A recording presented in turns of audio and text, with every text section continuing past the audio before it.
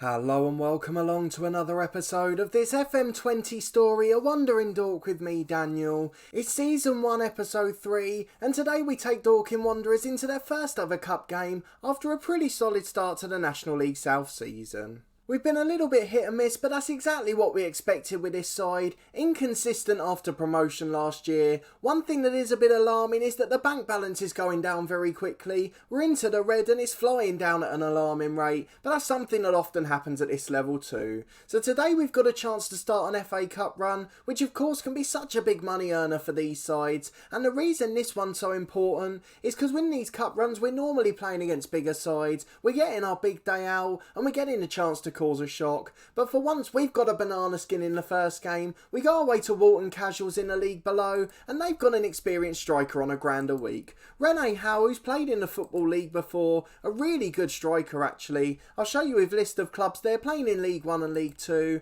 and he's on £1,000 a week and brilliant in the air, so he's someone we're going to have to watch out for today. But before we get into this and have a look at all the other news around the club, a massive thank you to everyone who's tried the series so far. If you haven't caught up with the first 2 episodes yet, then please do click on the eye above to catch up from the beginning. If you're enjoying the series, then please do put a thumbs up on the videos and subscribe to the channel for daily FM20 content with 5 episodes a week from this series and 2 a week from our beta save with Luton Town. The first episode of that one was on Saturday and we'll be playing our first competitive game tomorrow in that one, so please do make sure you give it a try too, as I'm really enjoying both series at the moment. But into this one, as promised, we're going to have a look at the development centre today and our mentoring groups in a bit more detail, and we've also got a live commentary from the FA Cup. But let's firstly go and look at a couple of new transfers. Just as we spoke about before, we wanted to utilise the loan market. We did so well to get in a decent back 5, although I got a bit excited with a clean sheet in the first game.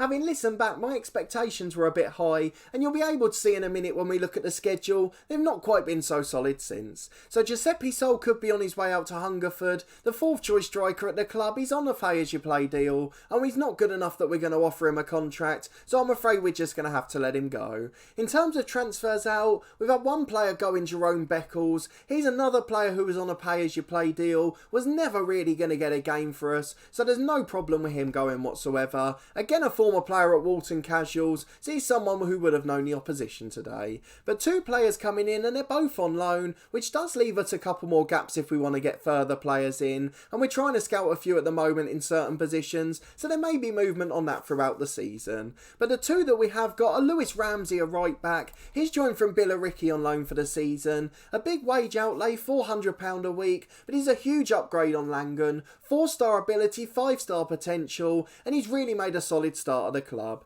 1 assist for us already since joining, and he got 1 for Billericay beforehand too, but a really good player, and he started well for us, and he can also cover at left back if we need it. And then the second one is Tom Whelan. He's a central midfielder on loan from National League Yeovil, can play in the centre of midfield and as a number 10, and it does mean at home to those lower sides we can get out the holding midfielder and play with a standard midfield too, and in his 2 appearances for us so far this season he has managed to do pretty decently. Only joined recently of course, and he'll be on the bench today, but I'm looking forward to working with him going forward. With 3.5-star ability, 4.5 potential, he's only going to improve throughout the season. We're trying to adapt him into this sort of deep line playmaker who can be the player to spearhead us going forward. He can try and get those front 4 in with brilliant through pulls. He's already got the attributes for long range passes and the player trait for try and killer balls. So I think he's going to be an important player for us, but we've just got to get him used to sitting slightly deeper on the pitch. So we mentioned some of the appearances those guys made. You've obviously seen that we're 8th in the table at the moment, and that's because largely we've had a really decent start to the season.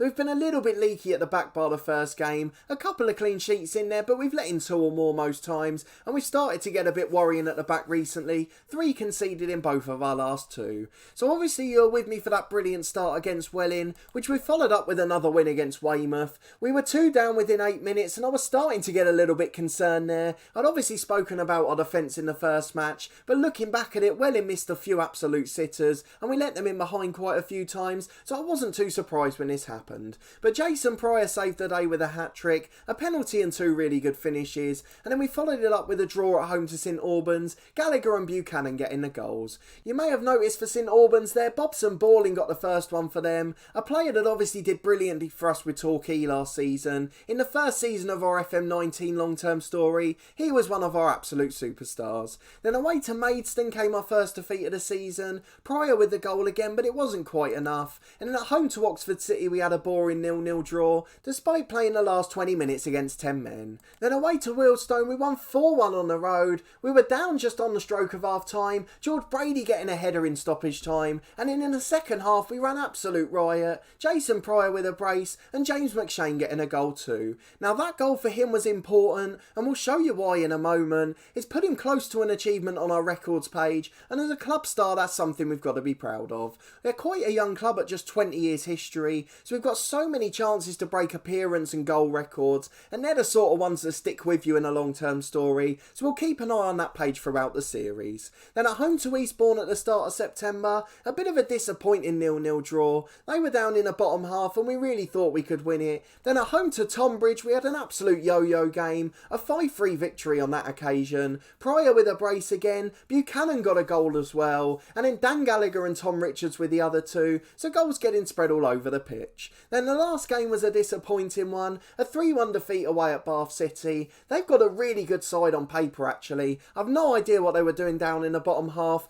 Ryan Brunt, who we've had on loan at Luton in real life in the past, a really decent player. He never made many appearances, just 5 there actually, but he's really good in the air and a good finisher. Just a few injuries and a lack of pace meaning he's not playing at a higher level. Tyler Harvey's another one who came through at Plymouth. They've got a couple of really good youngsters there, so I think they're going to be a side to contend with. They may well make their way up to the top 7. And that leads us into the FA Cup game today in pretty decent form. We're of course heavy favourites, though it is a bit of a banana skin, and we're going to have to make a number of changes too. As you can see, we've got a tough league game away in 3 days. But we'll go and look at the lineup for that in a moment. Let me first very quickly show you the youth mentoring groups. We're trying to look after a few of those younger players. So Jake Gallagher, the professional personality, he's the player who's been selected to lead this group. And then we've got young Kevin Kavanagh with low determination, and Hale Brown and Parker, 2 of our star youngsters. They've both got balanced personalities, so we want them all leaning towards Gallagher. Kevin Kavanagh's actually going to make his debut today, and the other 2 have started the season really well. But we need to get that determination and professionalism up, as sometimes we fold when we let in a goal or 2. But overall a really good start to the season. Of course we're going to gain the most next year. We've got the 2 young players we mentioned in the last episode who are on $3,800 a week. I'm hoping 1 or 2 of you could have told me down in the comments what that contract was. A guest player deal, we can't offer them a new deal, and they're not going to be able to help us this year. We've relegated a few of our backup pay-as-you-play players. They're now in the under-23 team, so they're not going to be able to get much action this year. But in the case of Dan Pearce, he's actually already a coach at the club, and Isaac Philpott's just there in case of a crisis. So we've got a decent first team and a few good substitutes too, so I'm really hoping that we'll be able to compete this year and maybe even sneak towards the playoffs. But if we look at the competition screen, we're down in 8th place, and as long as we finish in mid-table, this season's very much been a success. So I'm hoping we'll be able to go on a cup run and look after our finances as well, as that's the area where we've really struggled so far this season, and that's purely because we're spending £7,500 a week on 2 youngsters that will never play for the club. As we get into the match, I'll very quickly show you the dynamic screen, so you can see that team cohesion is slightly improving, and then the dressing room atmosphere and managerial support are going up, and that's a good sign early on in the season. We wouldn't have expected it to change that quickly. And then the last thing we promised pre-match is that we'd go and look at the club history screen, and I want to show you the records page for a certain reason, as James McShane has the most league goals by a player at the club. 50 was the milestone he reached this season, and then Jerome Beckles left earlier in the year. He's made 140 appearances, so there's a few players that could go and take that record. It just depends who's going to be playing regularly for the longest. But if we do get a really good player in our youth intake in the next few years, they very much could be a star moving forward, and they could break all the records in the history of the club, and that of course is such an enjoyable part of a story. So let's go and have a look at our rotated squad for today, one that we hope will be strong enough to get us through in the cup. We have no idea what the rest of the Walton Casuals squad's like. There's only 1 league difference between us of course, so the difference in quality isn't going to be too great. We've had to adjust a few because of fitness concerns, so the likes of Brady and Konchesky at the back haven't got the natural fitness to play twice a week, so they've been replaced in the starting 11, as has McShane, who's getting a rest. Buchanan's having a break too. The first choice midfielders drop out of the team as well, so we have got a slight bit of rotation going on. We've got Hale Brown, the first choice keeper, in goal, Langham back in at right back, Richards covering at left back from the left wing, and then Harris and Parker playing at centre half, two of our first three choice defenders. Dan Gallagher's back in his preferred holding role, Niall McManus playing in central midfield, not much ability but plenty of physicality, so I'm hoping he'll be able to run all day. We've got Briggs coming in on the right wing, no real step down in quality from McShane, and Kevin Kavanagh making his debut on the left, Luke Moore's on the bench if he's needed. Up front we've got Jason Pryor, the goal scoring machine, and he's joined by Akpapire for his first start, with Buchanan getting a rest at the age of 30. So let's go and get into this game against Walton Casuals. We'll start with our usual balanced mentality, and if we do need to step forward a bit later in the game, we've of course got the players to do so. So let's go and get into the first half and hope we can put on a decent performance. It's a 4-3-3 for Walton Casuals, and obviously they're spearheaded by Rene Howe up front, so we're going to have to be careful with him at the back, particularly with a slightly changed back four, and we're going to tell the lads they need to improve from their last outing, where we got absolutely hammered by Bath. So this game should be a little bit easier on paper, but of course we've got a rotated side for it, so there's plenty of scope for things to go wrong just yet, and to start with we're going to keep people on their normal mentalities and duties, but we can adapt it as the game goes on if need be. So let's get into the first half. We're still playing on key highlights, and I'm interested to know your thoughts on that too. I've always traditionally played on extensive, whether it be off camera or in our series on YouTube, and I just want to know your thoughts on which you prefer. We'll stick with key highlights for the first season, but can always change it if need be. I was almost caught out by a goal from Kavanagh there, but it whistled just wide of the post. 10 minutes gone and we've had the only good chance, but unfortunately it didn't lead to anything. It's Briggs bringing it down from a goal kick to Gallagher. Better today as there's only one Gallagher in the side. Briggs flicks it on and Pryor's in one-on-one. Brilliant save from Hussey, the Casuals keeper, and we've got a corner which we may well see. Hopefully we can create a chance from it. It's Richards to deliver an in-swinger. Back post is Harris with the header. The replacement centre-half is captain in the side today, but his header can only find the arms of the keeper.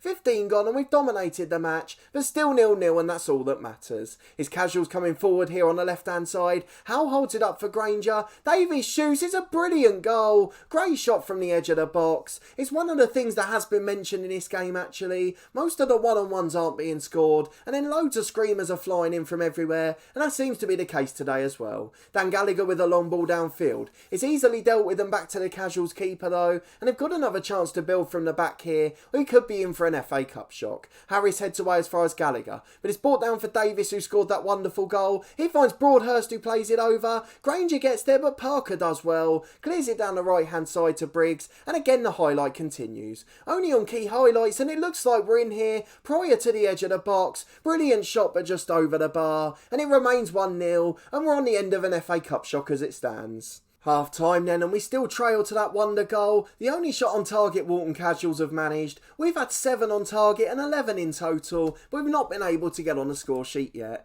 We're going to tell the lads aggressively to show some desire, because they haven't really looked too great, and although we've had loads of chances on that stats list, not many of them have been good enough to see on camera. Nearly 10 minutes gone in the second half, and we're yet to see another attacking highlight. It's Richards with a long throw on the left. Not so good and it's headed away. Normally Konchesky's got a far better attribute for that, and that's why we usually play with it. But Briggs on the right, a chance to find Pryor. Brilliant save, but the rebound's in. Hussey couldn't get up quick enough and the defence didn't react, and there was nothing they could do to stop our goal scoring machine. Jason Pryor with yet another goal this season, and it's 1-1, we're all square, and we could be on course for a replay now. But Langham wants to change that with a long ball downfield. Pryor brings it down for Briggs. Brilliant through ball, Akpapire's in, maybe dragged a little bit wide, and he cuts it inside for Kavanagh. Oh, on his debut he rattles the woodwork. He's had 2 brilliant chances in his first professional appearance, but unfortunately he's not managed to finish either of them. Maybe one of the candidates to be substituted in a moment, and with 20 gone we're going to go and do just that.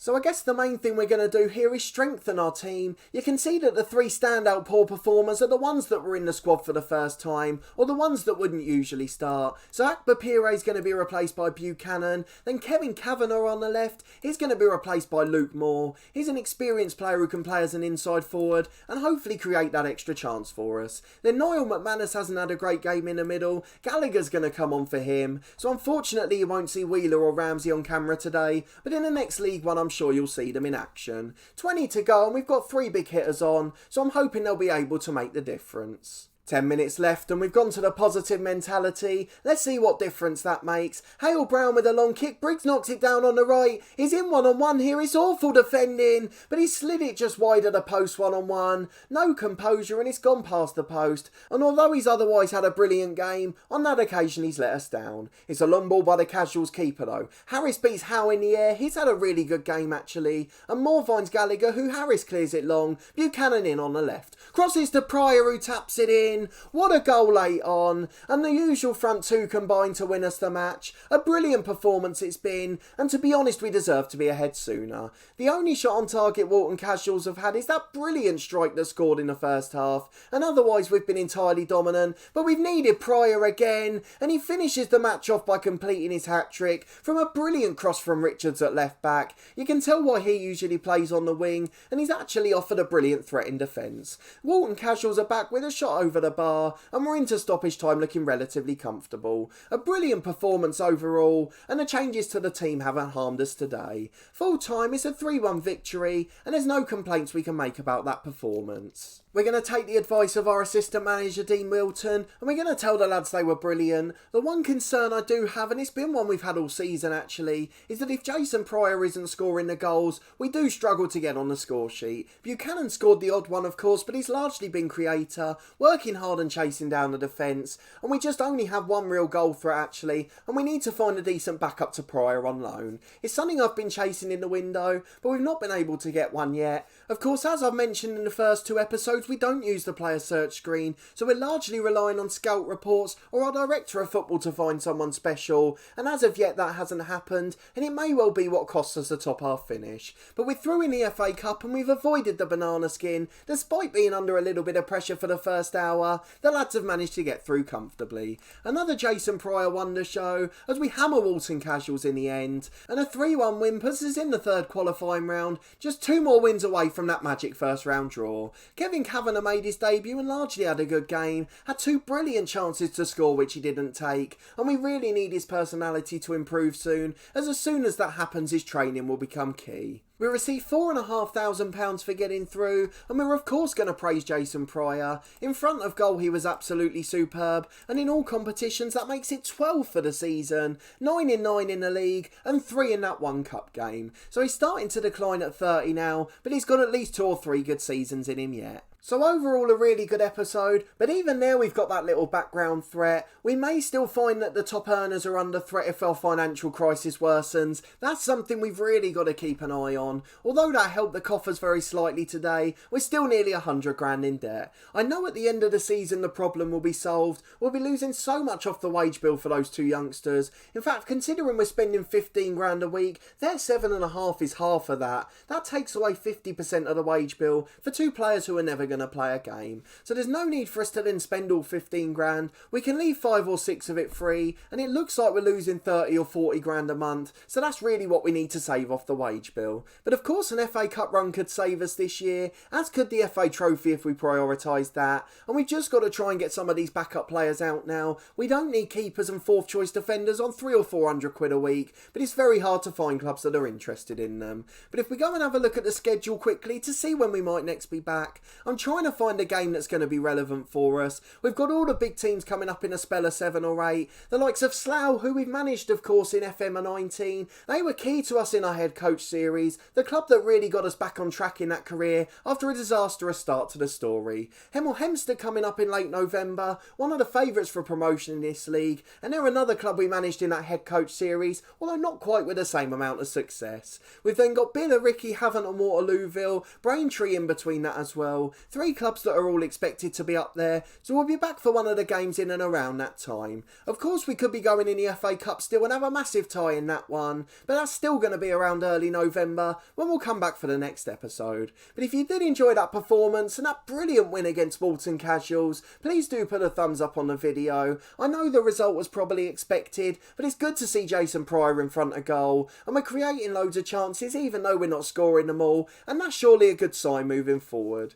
If we can get a lone striker in, I think we really will do well. We just need to have a backup for Pryor or an upgrade on Buchanan in the other role. Let me know in the comments, of course, what you think of the 2 new loan signings and of the mentoring groups as well. We've got Konchesky, who we can also use for one. He's got a resolute personality, so if we can get a couple more young players in, they could be candidates to work with him. Subscribe to the channel for daily FM20 content, 5 episodes a week from this Dorking Wanderers story, and then 2 a week from our Luton Town beta save, followed by a number of exciting short-term challenges. Then this coming Sunday at midday, we'll also have the result from our initial plans video. We had a poll to choose between 2 long-term stories which will shape our content after the January transfer update, so please do go and have your say in that one. Just a few more days to cast your vote and help shape the content you'll see on this channel next year. Let me know which story you'd prefer to see. There's also 2 episodes a week from my Cricket 19 career. They're on Tuesday and Saturday at midday. But a massive thanks for watching this one and your continued support of the series as always. I really do appreciate it,